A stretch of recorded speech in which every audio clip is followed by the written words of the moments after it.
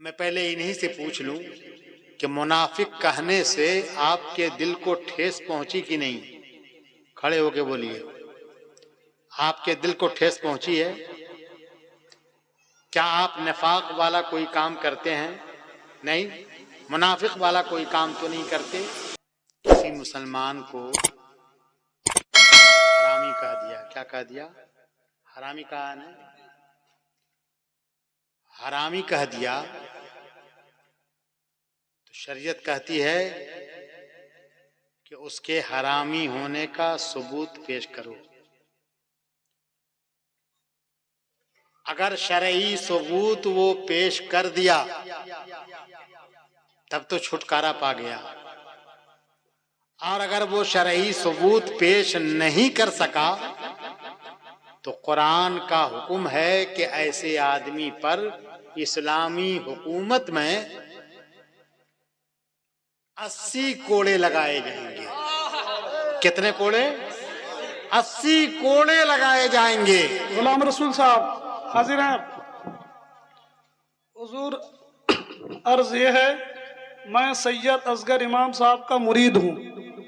कुछ मसला के बारे में अपने पीर साहब को फ़ोन किया तो हमारे पीर साहब ने बताया 17 तारीख को आपके गांव में जलसा है, मैं आ रहा हूँ, वहीं मसला हल कर दूंगा।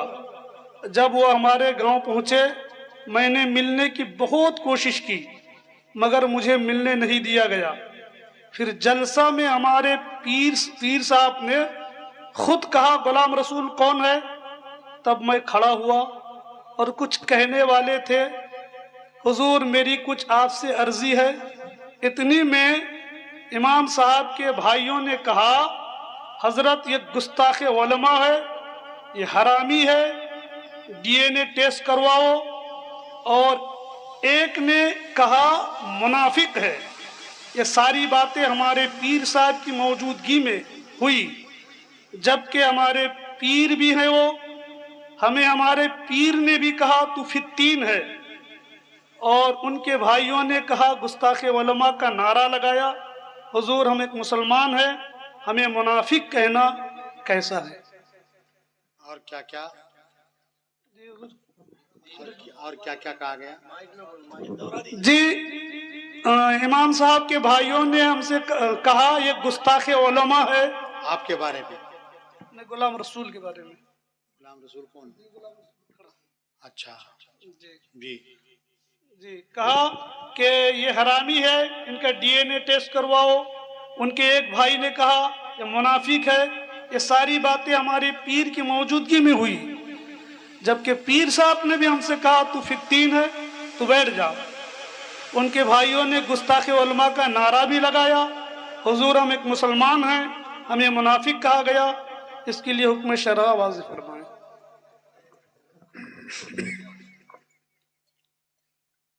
कुरान पाक के रोशनी में, कुरान पाक की आयतों की रोशनी में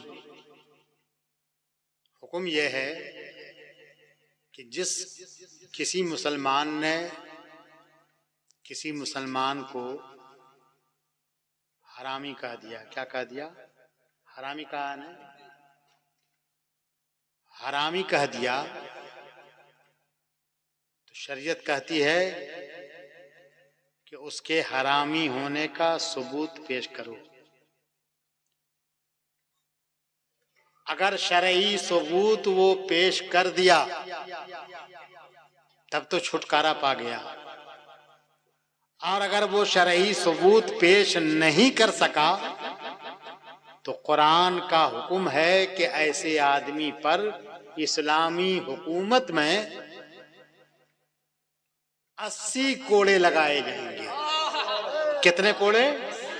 80 कोड़े लगाए जाएंगे, और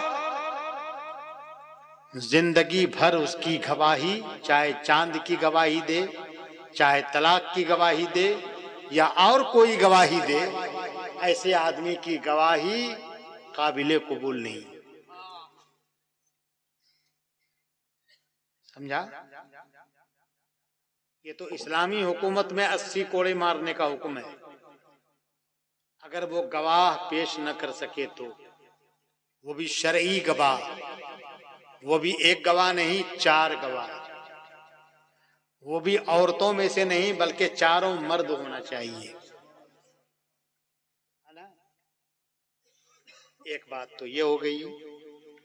दूसरी बात कि मुसलमान होकर के कोई मुसलमान भाई को कहता है क्या मुनाफिक, मुनाफिक, तो याद रख लीजिए हदीस पाक में आका दो आलम सल्लल्लाहु अलैहि वसल्लम इरशाद फरमाते हैं, मैं पहले इन्हीं से पूछ लूं कि मुनाफिक कहने से आपके दिल को ठेस पहुंची कि नहीं? खड़े होके बोलिए, आपके दिल को ठेस पहुंची है? क्या आप निफाक वाला कोई काम करते हैं? नहीं, मुनाफिक वाला कोई काम तो नहीं करते। आका हदीस पाक में इरशाद फरमाते हैं, मन आज़ा मुस्लिमन फ़क़द आज़ानी व मन आज़ानी फ़क़द आज़ल्लाह। जो किसी मुसलमान को अजियत और ठेस पहुंचाए, आका फरमाते हैं जो किसी मुसलमान को अजियत और तकलीफ पहुंचाए, चाहे हाथ से या पैर से या जुबान से बोली बोल के जैसे भी तकलीफ पहुंचाए, सरकार फरमाते हैं मन आज़ा मुस्लिमन फ़क़द आज़ानी, उसने मुझे ठेस पहुंचाई।